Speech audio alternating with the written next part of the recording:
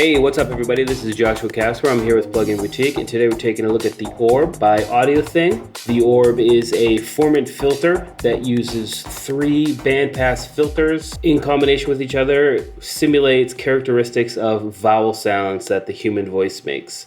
So you can add those oohs and ahs to varying degrees to anything really, from guitars to drums to basses. Today we're going to be taking a look at manipulating a bass sample inside of Ableton Live using the ORB. And what I'm going to do is separate the frequencies and then add the ORB to the mids and the highs frequencies and let the subs pass through an audio effect rack. And that's the way I would generally use a plugin like this, just to add characteristics to a sound. However, the ORB gives quite a bit of control over the formants themselves, or we can call them vowel sounds from here on out. There's a great LFO feature with 3 different LFOs that can change the way the vowel sounds are manipulated and move and are applied to the sound. So the first step in this tutorial is to set up a frequency splitting rack inside of Ableton Live. So I'm going to close out of here.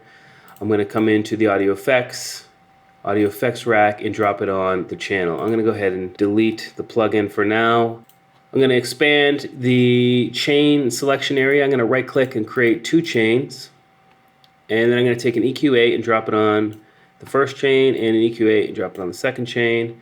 I can view my macro knobs over here, and what we're going to do is make a frequency splitting EQ rack. So what we're going to do if we rename this high and rename this low, if you come into the high, put a low pass filter or a high pass filter on it, take the frequency, right click and map to macro 1. On the low, on that frequency band 2, we're going to take a low pass filter and right click on the frequency and add it map to 1 frequency A, which just means we've mapped the frequency for this filter and the frequency for this filter to the same macro knob. So now when I move the macro knob here, you'll see that on the highs the midpoint has been moved higher up the spectrum, and on the lows the low point has been moved higher up the spectrum. And that way we'll always have a full audio spectrum being passed through, but we can control the lows and the highs differently. It's also a good idea whenever you do something like this, if you're not using filter nodes, to turn them off, because they actually take up CPU even if they're not necessarily doing something. So I'm not using any of those. I'm going to go ahead and turn them off just to save on CPU, and that's good practice. So the next thing I do is go into the plugins, drop the ORB onto the high chain.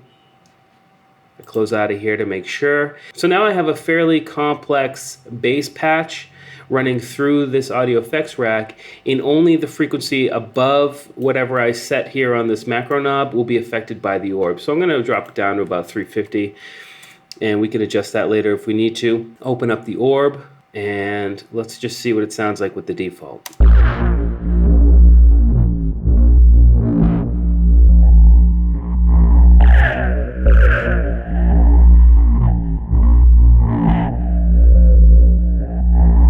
So what we have here is what is called drift on one vowel sound. And the drift over here on the LFO is actually moving away from the main frequency of the formant. So if we come into the edit box, we have the 3 formants here with the hertz. The drift will just move this slightly above or below depending on how much we add to the LFO. Emphasis is going to be how high up the resonant peak goes. So as you can see here, it's up. The amount is 100%. It's going to go up 100%. So gain to 100%, back down to nothing. So if I drop down, it's just not going to move from the center there.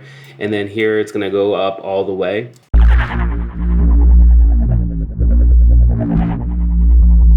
And the vowel is going to change the actual frequency. So the vowel sound, if you will, is going to change. And if we wanted more or less vowels, we can come over here and add more up to this many, and we can take it away and drop it down to just 2.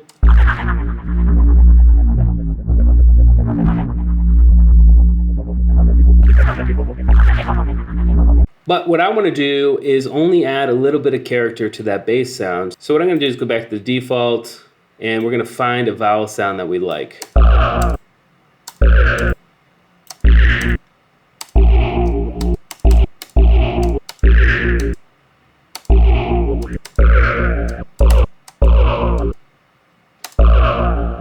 So I like the AH and the U sound. So what I'm going to do is actually drop down to just 2, and if I click in here, I can change which vowel sound it is. I'm going to change this one to U.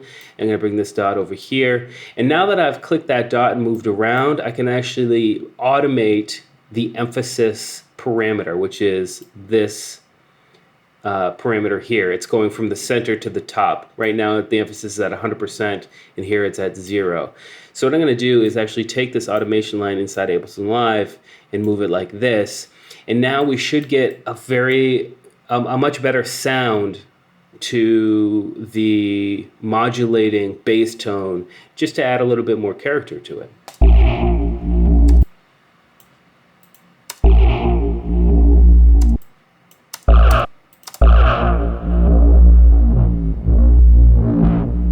And if you didn't notice, when I make an adjustment here, because this parameter is already being affected by an automation line, if I want the adjustment to stick, I have to come over and click this little red arrow, and then the adjustment will be applied to the automation line. So I'm actually going to go right in here to the center of the ah and click that little red arrow, and now we should get some nice characteristics to the upper end of the frequency spectrum for that bass sound.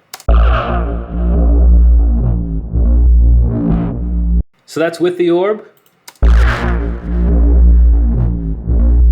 That's without the orb. Just one more time.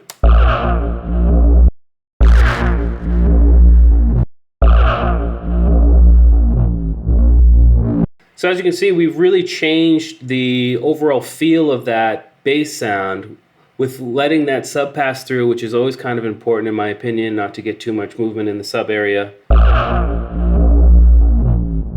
I'm happy with the sound, I'm happy the way I've changed it, and I think this is a really great plugin for things like this. It's also a really great plugin to add to maybe guitars or, you know, pads, especially if you've got some long drawn out pads and you want to add a little bit of motion to them on top of whatever your patch is. This is a really great plugin to use.